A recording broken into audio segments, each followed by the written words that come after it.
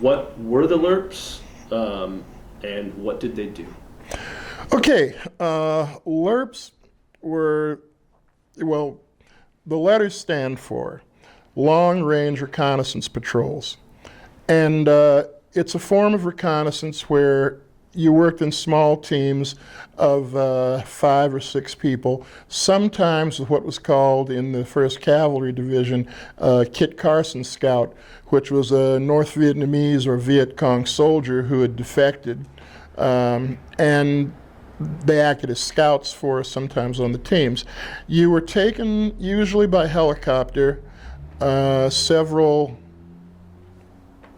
miles, kilometers behind the enemy lines in the jungle in an area that was generally known to be active with enemy, and you were dropped off there, and you'd patrol that area for from 3 to 5 days, depending on what the mission was. You carried all your supplies with you because you couldn't be resupplied, and you wore camouflage uniforms and you painted your face camouflage. As a matter of fact, that was what the North Vietnamese, well, what the enemy called us, the men with painted faces.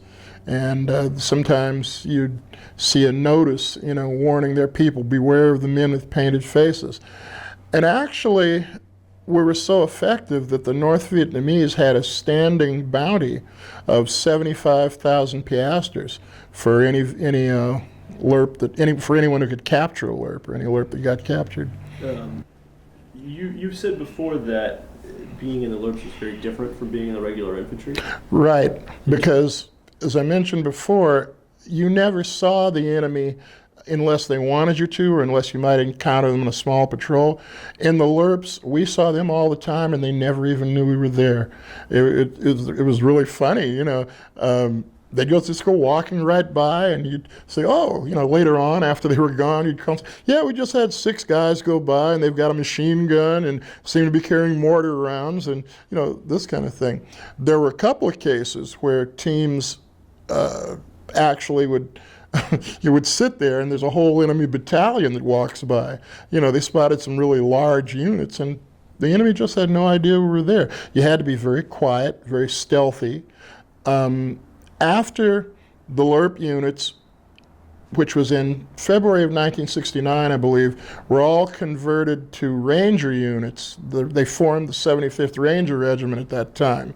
While you were still in. Right. So I'm one of the founding members of the 75th Rangers. I'm very proud of that. Absolutely. When they converted to the 75th, they'd wanted us to take a more aggressive attitude toward the enemy. Until then, the main emphasis was totally on reconnaissance.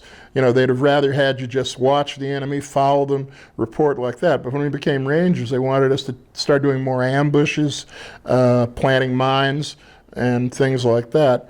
I think the last person I shot in the LRRPs, there was this little tiny trail, and we'd set these small anti-personnel mines on it. Early in the morning, here come 3 VC, I assumed, in main force. The first guy... Huh? They were armed? Oh, yeah. All 3 of them were armed. The first one stepped on one of the mines and blew part of his foot off, and he stumbled forward and hit another one, and stumbled forward and hit another one. So he was really hurting, and he's lying there.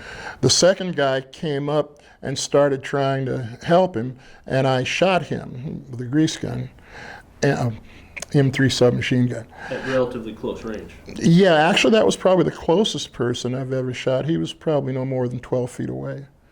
And the third guy just totally panicked, just started spraying the area and running away. And that was kind of the effect we had on them. For once it was them who could be hit from nowhere, never knew where we were, never knew, when they were going to be hit. There was a sergeant who actually was the one who was training us. He was our training sergeant when we came into the company. His name was Barnes.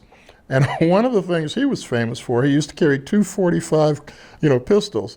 He actually climbed into a tree above a trail, and when some VC came through, he jumped on them out of the tree and pistol whipped them into surrender.